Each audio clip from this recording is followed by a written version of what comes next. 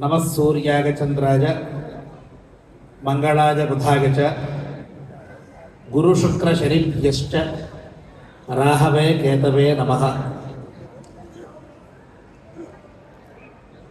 అవధూత దత్తపీఠం భాగ్యనగర శాఖలో దత్తావధూత దివ్యక్షేత్రంలో మనమందరం కూడా ఈ సంవత్సరం క్రోధినామ సంవత్సర యుగాది కార్యక్రమాన్ని జరుపుకుంటూ ఉన్నాం.